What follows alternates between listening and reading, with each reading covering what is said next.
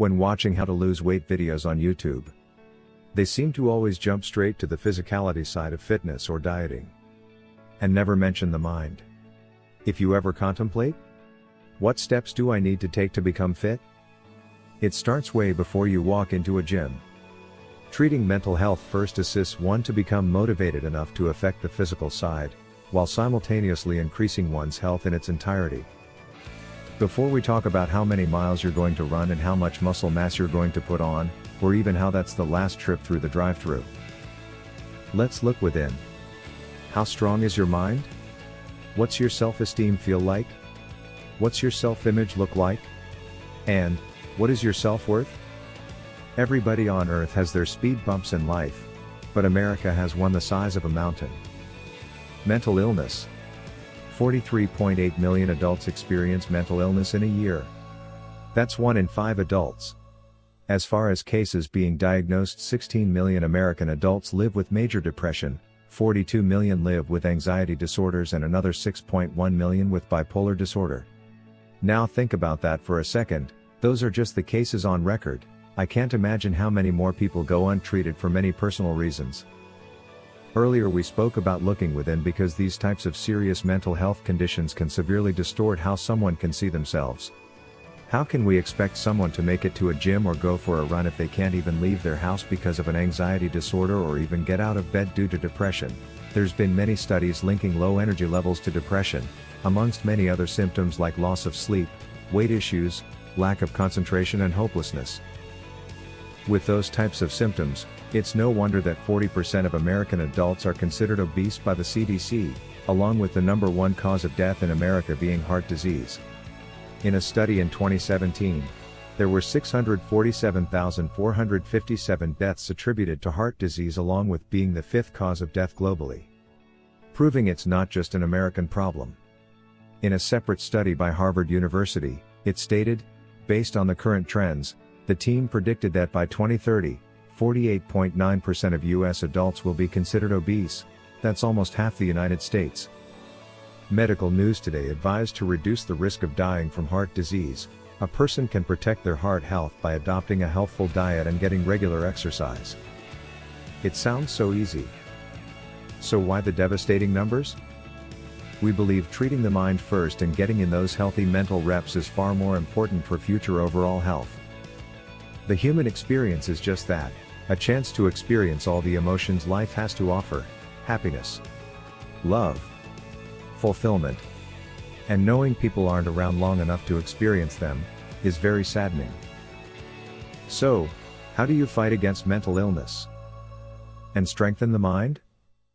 Let's look at one of the most effective methods we can all do to fight mental illness and highlight the unsung heroes that are helping Americans one discussion at a time: mental health professionals.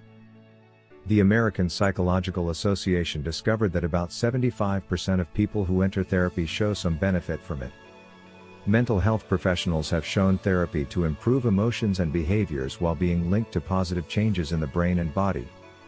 The benefits also include fewer sick days, less disability, fewer medical problems, and increased work satisfaction.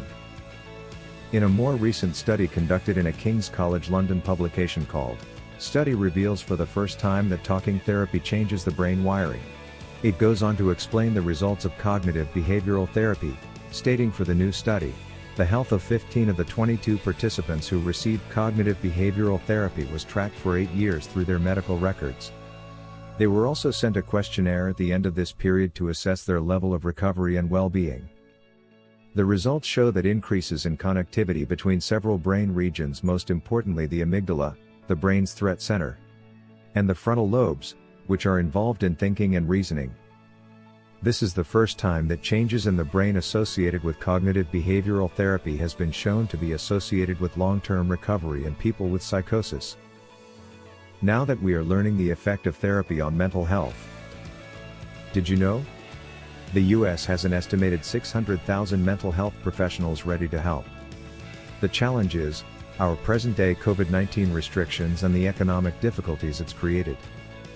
But there is light at the end of the tunnel that comes in the form of modern technology, called telemedicine, or telehealth, These are interactive techniques that allow patients to be seen over their phone, laptop, desktop webcam, text or phone calls, all while being HIPAA compliant to protect the patient's personal information.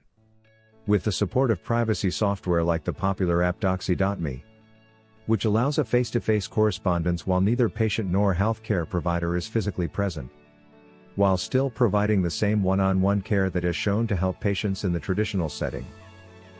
An updated meta-analysis by the Journal of Anxiety Disorders that was conducted years prior found that Internet cognitive behavioral therapy for anxiety and depressive disorders was effective, acceptable, and practical healthcare.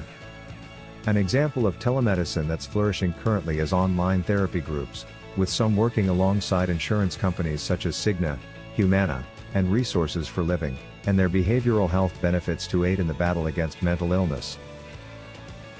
So we've discussed who can help, how they can help. Now let's look into how working out affects the mind. In some of us, it's not out of the realm of possibilities to trade in your antidepressant pill for a run or walk. A study by the Harvard T.H. Chan School of Public Health found that running for 15 minutes a day or walking for an hour reduces the risk of major depression by 26%. In addition to relieving depression symptoms, research also shows that maintaining an exercise schedule can prevent you from relapsing. Exercise, instead of medication? But how? Endorphins. They're very important on many levels, one being that they're produced in your own central nervous system and pituitary glands, and not in a factory with chemicals, but they do use the same opiate receptors that a prescribed drug like oxycodone or morphine would use, with similar qualities, such as blocking the perception of pain, along with a euphoric feeling and higher overall well-being. The brain also does some extraordinary things about anxiety and stress, although we know they're not the same behavior. How they affect the body on a physiological level can be similar, such as muscle tension. Everyone holds muscle tension in different parts of their body, so finding a method to assist with that aspect, while lowering the feeling of anxiousness, can be life-altering. One study showed, upon getting your heart rate up changes brain chemistry, increasing the availability of important anti-anxiety neurochemicals, including serotonin and gamma-aminobutyric acid, also known as GABA, wrote John Rady MD. There's another outstanding article written by Michael J. Bruce PhD, called 3 Amazing Benefits of GABA. In one subsection called, How Does GABA Work?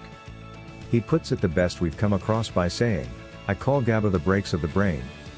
It is the body's most important inhibitory neurotransmitter, which means it lowers the activity of neural cells in the brain and central nervous system, having the effect of moving the brain and the body into a lower gear. By inhibiting neural activity, GABA facilitates sleep, reduces mental and physical stress, lowers anxiety, and creates a calmness of mood. GABA also plays an important role in regulating muscle tone. In combination with glutamate, the body's most important excitatory neurotransmitter, GABA is an important contributor to the body's overall mental and physical homeostasis or balance. Can you believe that? All of this unlocked just with the simple act of exercising in a way that works for you. Did you know you were that exceptional? So you might be wondering, how do I gain motivation for exercising daily to become healthier and lead a happier life? Just like in every other aspect of life, when you're working to achieve a difficult task, whether it's learning a new trade, or absorbing new information, set 5-day goals. Each day, have that daily goal be slightly more than the previous. So if day 1 you walked around the neighborhood once, day 2 walked twice, and so on. It's no secret that humans have a positive reaction to routine. Studies have demonstrated that routines improve symptoms associated with anxiety and depression because the mind already has a planned activity to look forward to. Along with easing concern about the unknown, with a routine that's healthy, only amplifies the positive results. We all love company. Humans are tribal by nature and respond well to the feel of a like-minded community. So if you can afford a gym membership, it would help with building relationships where you exercise, and that only strengthens the possibility you'll be back. Even more so are workout classes, for example, P90X, where everyone in the room is working to achieve the same outcome in unison, sharing a sense of togetherness. And more often than not, the instructor of the class is usually outgoing, with an infectious positive energy, while always motivating you. Which also can heighten the odds of you returning or maybe even making it a routine. Find what speaks to you. Not everybody gets their spark for becoming fit from running or lifting weights. Some people are more drawn towards yoga and Pilates for its peaceful qualities. Or riding a bike for its calm and freeing factors. The big activity you don't want to look past if you're already in pain or have limited mobility is swimming or water aerobics. These are incredible because of the buoyancy factor.